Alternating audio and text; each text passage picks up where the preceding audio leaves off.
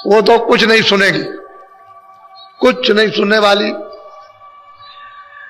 इंद्र की सभा लगी कि संसार में लोग रहते हैं बड़े पापी हैं, बड़ी दुष्ट आत्माएं। तो बड़ी सभा लगी, सब देवताओं को बुलाया, वहां के देवताओं को, स्वर्ग लोक के, मृत्यु लोक के सब देवताओं को, जल को भी, अग्नि को भी, वायु को भी, आकाश को भी, सबको उन्होंने बुलाया।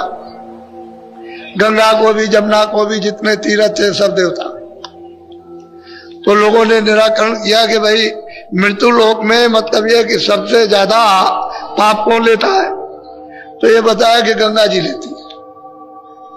तो कह लगे गंगा जी इस इंद्र की सभा में नहीं आएंगे, क्योंकि पापी का हम मुंह नहीं देखना चाहते।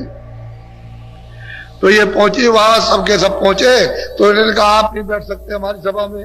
क्यों नहीं बैठ सकते? कि तुम बहुत पापी हो, सारे संसार का पाप लेती हो। कह लगे भाई वैसे तो बात यह है कि मैं पाप नहीं लेता हूं। अगर आपने ये समझ लिया कि मैं पाप लेता हूं तो मैं तो अपने पास कुछ रखता नहीं। कह लगे आप क्या करते हैं? कह लगे मैं समुद्र को दे देता हूं, समुद्र को।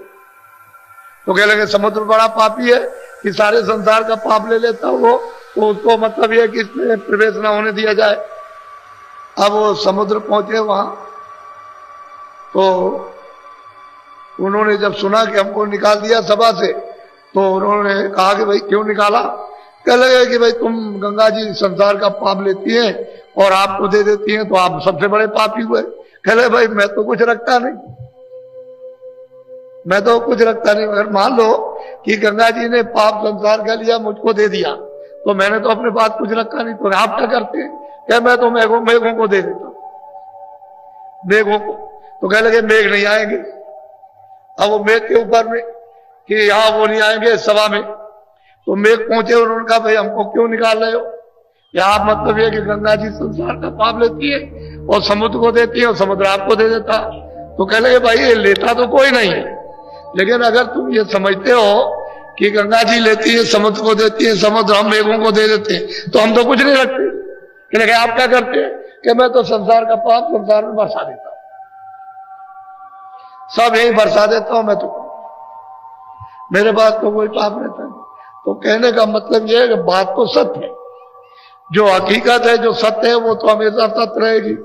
लेकिन आप जो प्रतिज्ञा करोगे स्नान करते समय कि मैं शाकाहारी रहूंगा, तो मैं उसको मालिक के दरबार में पहुंचाऊंगा कि इन्होंने प्रतिज्ञा की है कि मैं अब शाकाहारी रहूंगा।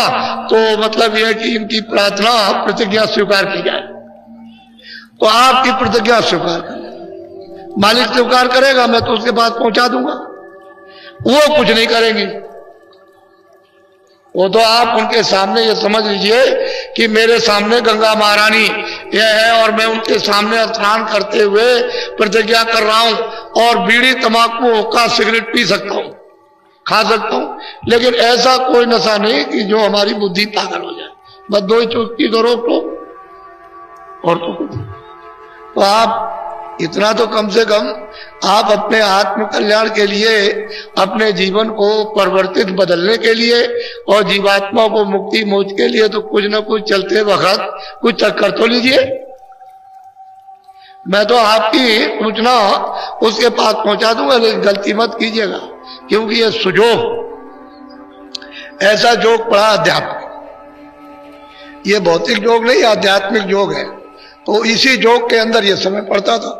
नहीं, मैं तो ऐसा था कि मैं तो यहां पे लगाता ही नहीं, लेकिन अब क्या किया जाए, वो ऐसा जोगी पड़ गया।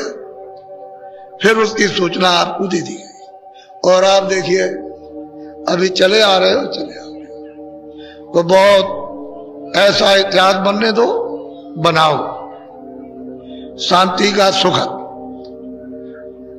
प्रेम का, दया का, सेवा का, आदर सत्कार।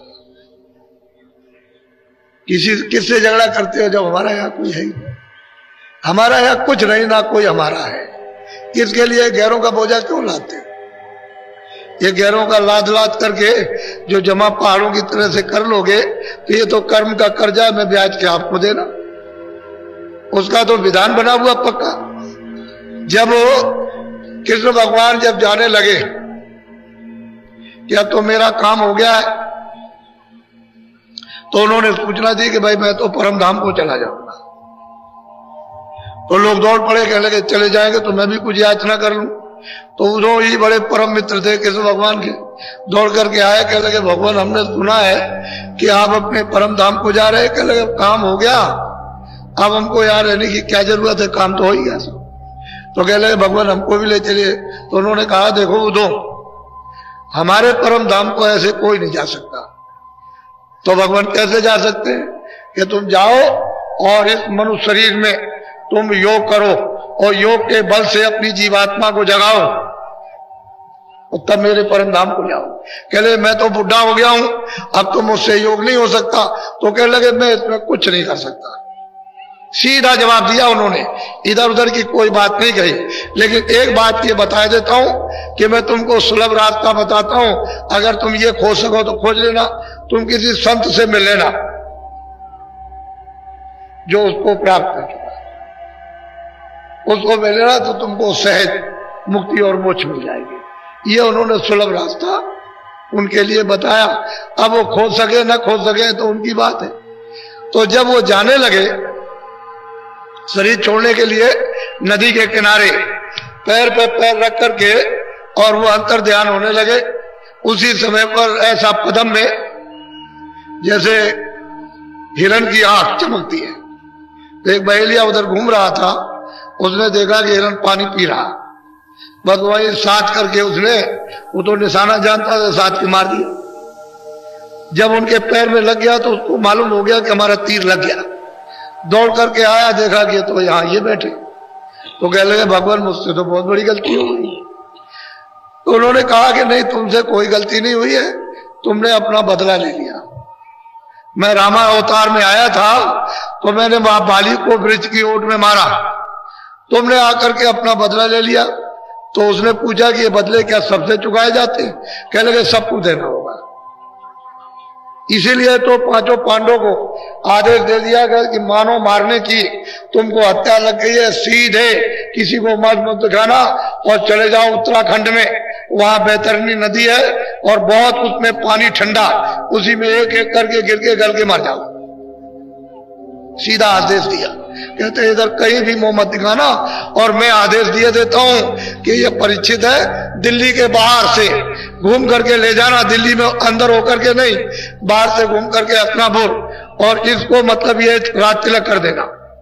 जिस दिन रात तिलक होगा उसी दिन यानी द्वापर समाप्त हो जाएगा, कलयुग लग जाएगा।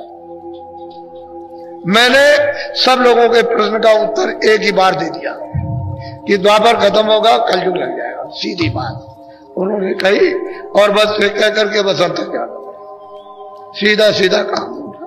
तो आपको यह जानना चाहिए कि अदले बदले ये कर्मों के सब में ब्याज के देने पड़ेंगे। अब महापुरुष अगर मिल जाए और उनकी कृपा और दया हो जाए तो इस जीव का छुटकारा हो सकता है, इनसे माफी मिल सकती है, नहीं तो कोई रास्ता माफी का नहीं। उसके देश में विधान ही ऐसा बना है, कोई क्या करेगा, इससे छुटकारा नहीं हो सकता। तो मैं गोस्वामी जी महाराज के लिए बोलो जय गुरुदेव, जय गुरुदेव। आप बहुत चित्त लगाकर